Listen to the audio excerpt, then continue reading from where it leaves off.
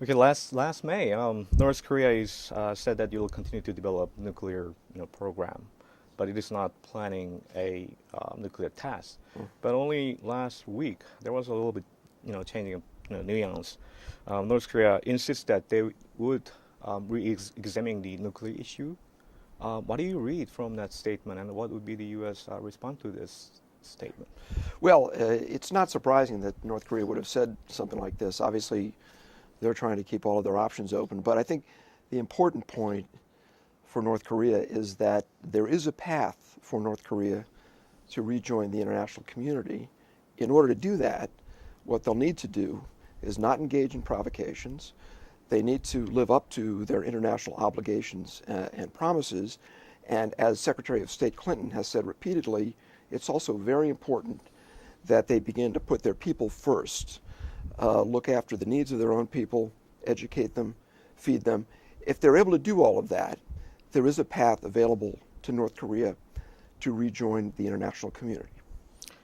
You said that wars are no longer interesting to the U.S., but the actions from the North side. Right. Then what actions or steps are needed from the North Korean side to resume the talks? Sure. Well, North Korea knows full well what it is obligated to do, both in terms of the expectations of the international community as expressed in UN Security Council resolutions, but then also the undertakings or the promises that North Korea itself has made in the form of various international agreements, such as the September 2005 joint statement.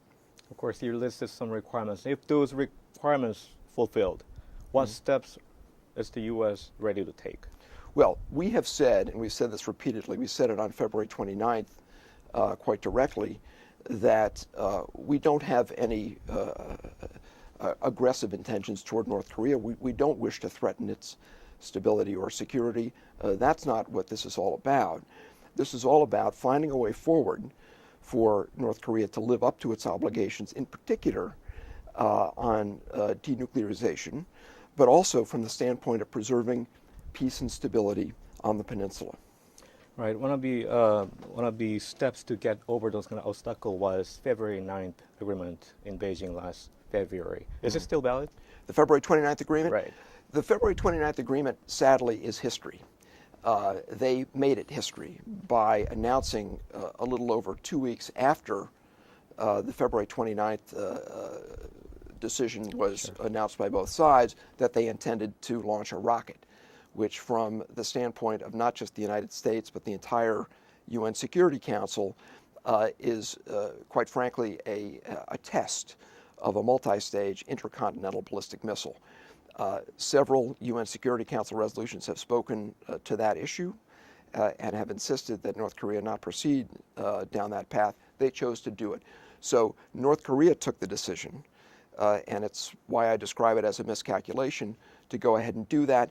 That, in effect, put an end, sadly, to our efforts that we began with the February 29th announcements to try to go forward bilaterally. So what they need to do now is take unilateral steps to demonstrate not just to the United States but to their neighbors and to the world that they're serious about living up to their obligations. One last question, sir. I was in North Korea last April to cover the failed missile launch myself, and I directly asked the official of North Korea if the satellite launch issue was really discussed in that February meeting, and they replied that, as you know, they clearly expressed their intention of launching the satellite to the delegates from the United States. Were you aware of that? That the North Koreans had clearly expressed their intention to launch it? That's what they said. No, that's not the case at all. What they understood was that for us, if they were to engage in a satellite launch or a space launch, which is the term we used, which means the same thing, that would be, as we put it in Beijing in talks with the North Koreans, that would be a deal breaker. And in fact, the North Korean negotiator repeated that language back to me. So he understood that a space launch by North Korea would be a deal breaker. And of course, no one at that point knew if and when they might seek to try to launch a satellite or launch a rocket. So they made a positive decision later on that they were going to go ahead announce that and then go ahead and launch the rocket. And that was from the standpoint of diplomacy and trying to reach a better future for the Korean Peninsula and lower tensions in the region. That was a sad, sad day indeed when North Korea made that announcement because it put an end to almost a year's worth of effort on the part of the United States to try to get the relationship back in a better direction and build toward improvements multilaterally in the six-party talks. We weren't able to do that because they chose to take it in the direction they did. Sometimes that's the way events go, but we hope they can begin to take actions that will demonstrate that they're serious about improving matters. Okay. Ambassador Davis, thank you very much for speaking with us today. Thank you. Right. Appreciate it. Bye-bye.